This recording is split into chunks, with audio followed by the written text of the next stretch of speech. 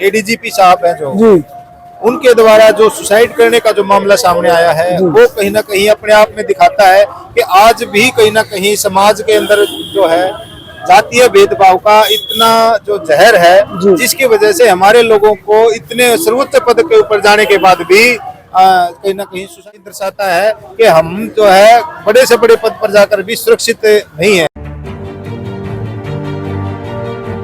मैं हूं श्याम सुंदर, आप देख रहे जनता शक्ति न्यूज। आज है जींद के अंदर रानी तालाब जो डॉक्टर अंबेडकर चौक है उस पर आज एक कॉल दी गई थी कि 10 तारीख को सभी को इकट्ठा होना है। किस मामले में वो कॉल दी गई थी, क्या वो कारण था, आज वो जानेंगे। हमारे साथ है सुनील राज एडवोकेट जी, इनसे पूछेंगे आज क्या मामला और क्या। नमस्कार जी। नमस्कार सर, आज जो एक आपने कॉल दी 10 तारीख की, तो क्या मामला है, क्या कारण है? जो देश का सर्वोच्चम पद है माननीय सीजीआई साहब जी, उनके ऊपर जो है जिस प्रकार से घटिया मानसिकता के, सड़ी हुई मानसिकता के तहत एक जूता फेंकने का जो कृत्य किया गया है वो कहीं ना कहीं नाकाबिले बर्दाश्त है।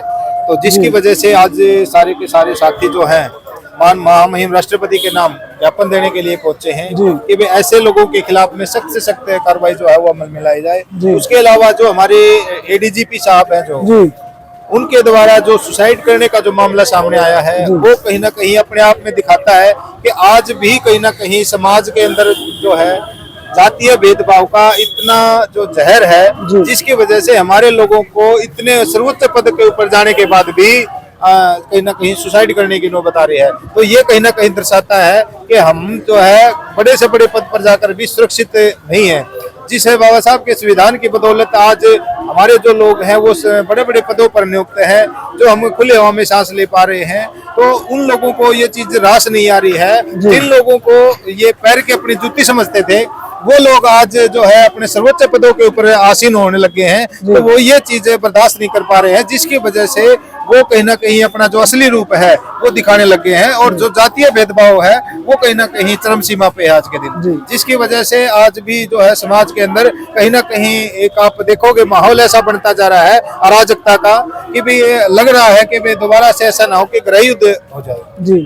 क्योंकि जो हालात बनते जा रहे हैं वो गृह युद्ध जैसे हालात शुरू हो चुके हैं। जी, अभी जो वकील साहब जिन्होंने जूता फेंका तो उनका कहना था कि ये सनातन का अपमान कर रहे थे। क्या जो सनातन का अपमान कर रहे हैं, जो अपने आप को इतना बड़ा सनातनी समझता है, मैं उन सनातनियों से पूछना चाहता हूँ कि भाई कहाँ कौन से सनातन के अंदर लिखा हुआ है कि भाई आप देश के सर्वोच्च जो सम्मानित पद है उसके ऊपर आप जूता फेंको।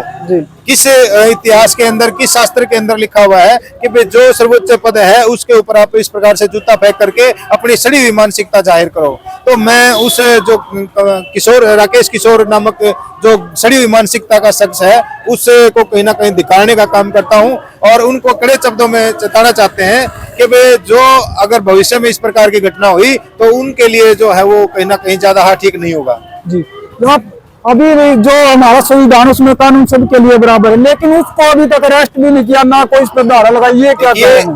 हमारे जो सीजीआई साहब हैं उन्होंने अपना बड़ा दिल दिखाते हुए उसके खिलाफ में किसी भी प्रकार की कानूनी कार्रवाई नहीं की, कोई शिकायत नहीं दी, जिसकी वजह से वो कानूनी कार्रवाई से बच गया है। लेकिन बार काउंसिल ऑफ इंडिया की तरफ से जो है बड़ा एक्शन तुरंत प्रभाव से लिया गया और उन्होंने उसी वक्त जो उसका जो लाइसेंस था जो प्रैक्टिस करने का, वकालत करने का, उसको तुरंत प्रभाव से निरस्त कर दिया, सस्पेंड कर दिया है और उसको तुरंत उसी टाइम पे नोटिस दे करके उसको चेताया गया है कि भाई आपका जो लाइसेंस है वो बंद खत्म कर दिया गया है।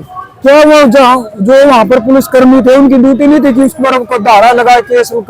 देखिए, जो कोई भी अप्राकृतिक या गैर कानूनी कार्य होता है तो उसके लिए शिकायत होनी जरूरी होती है।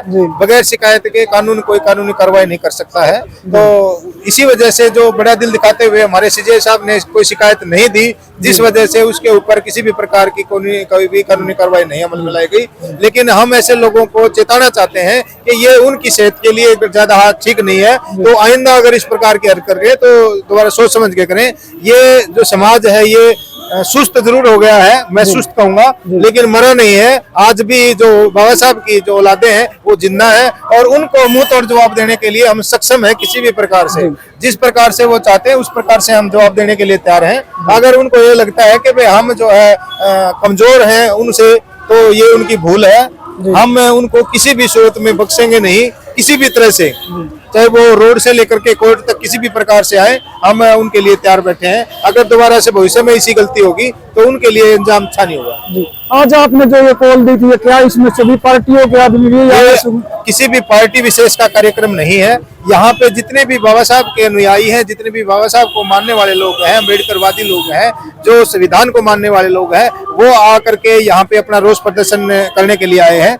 वो आज इस रोष प्रदर्शन के अंदर शामिल होंगे। यहाँ किसी पार्टी विशेष का कोई कार्यक्रम नहीं है। जी। आप क्या करोगे, आपसे जाओगे, किसको आज यहाँ से इकट्ठे होकर के अपनी रूपरेखा तैयार करके एक तो जो है जातिवाद का यहाँ पे पुतला फूका जाएगा, क्योंकि जो जातिवाद का जहर है देश के अंदर घुसता जा रहा है, घुलता जा रहा है, उसको खत्म करना बहुत जरूरी है। और उसके लिए हमें सबको एकजुट होकर के लड़ाई लड़नी पड़ेगी। जितने भी मैं सवर्ण समाज के मेरे साथी हैं, मेरे बड़े अच्छे साथी भी हैं, बहुत अच्छे भाई हैं, जो जिनके साथ में मेरा बड़ा अच्छा लगाव है, प्यार है, प्रेम है, वो अपने आप में दिखाता है कि भाई हम सिर्फ और सिर्फ कुछ जो है जातिगत मानसिकता के लोगों के द्वारा बांटे गए हैं, अदरवाइज आज भी हमारा भाईचारा कायम है।